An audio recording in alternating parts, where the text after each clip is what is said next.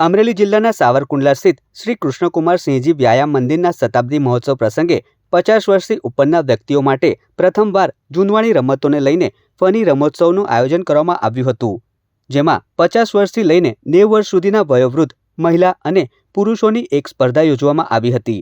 આ રમતમાં રોમાંચક વિઘ્ન દોડ, સંગીત ખુરશી જેવી રમતો વયોવૃદ્ધો મન ભરીને રમ્યા હતા। આ પ્રસંગે સાવરકુંડલા લીલિયા વિધાનસભાના ધારાસભ્ય મહેશ કસવાળા, માનવ મંદિરના સંત ભક્તિરામ બાપુ પણ આ સ્પર્ધામાં સ્પર્ધક તરીકે જોડાયા હતા।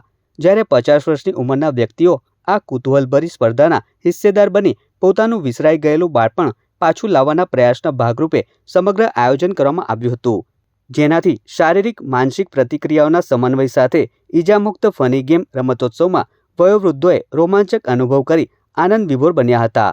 જ્યારે વિજેતા પુરુષ મહિલાઓને ઇનામ આપી સન્માનિત પણ કરવામાં આવ્યા હતા। કૃષ્ણકુમારસિંહજી વ્યાયામ મંદિરના ટ્રસ્ટીઓએ આજે જે આ રમતોત્સવનું આયોજન કર્યું છે સિનિયર સિટીઝન્સ માટે, એનો અમને ખૂબ જ આનંદ છે, કેમ કે અમને અમારું બાળપણ યાદ આવી ગયું। મારો તો જન્મ જ સાવરકુંડલામાં અને મારું બાળપણ વ્યાયામ મંદિરમાં જ ગયું છે, એટલે અમને ફરીવાર અમારું બાળપણ જીવવાનો મોકો મળ્યો અને ખૂબ જ મજા આવી। Thank you. આ નાગરિકો માટે પોતાનું બાળપણ છે એને તાજા કરવા માટેનો આ શ્રેષ્ઠ પ્રયાસ છે।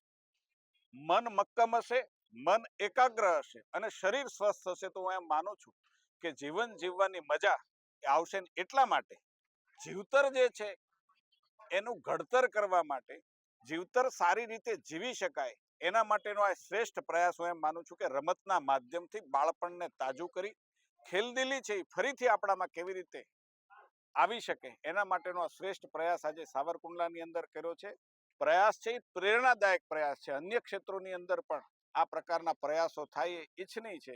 હું આ ત્રિપુટીને અભિનંદન આપું છું ને આ પરંપરા જે છે એ કાયમ જળવાય એવી એમને શુભેચ્છાઓ પણ આપું। સરકારશ્રી દ્વારા ખેલ મહાકુંભને વિવિધ સ્પર્ધાઓ કરવામાં આવે છે, પણ એ ફક્ત અભ્યાસ કરતા વિદ્યાર્થીઓ તેમજ યુવાનો માટે હોય છે, ત્યારે વ્યાયામ મંદિર ટ્રસ્ટ દ્વારા રમતોત્સવનું આયોજન એવા હેતુ માટે કરવામાં આવ્યું હતું કે ફિઝિકલ ફિટનેસ સિનિયર સિટીઝન માટે જળવાઈ રહે, એક ગમતનો માહોલ બને, સ્નેહ મિલન માટેનું એક આયોજન થાય અને આ વૃદ્ધ અને સિનિયર સિટીઝનની અવસ્થામાં પણ એમને એક સ્ટેજ મળી રહે, એમના માટેનું એક આયોજન।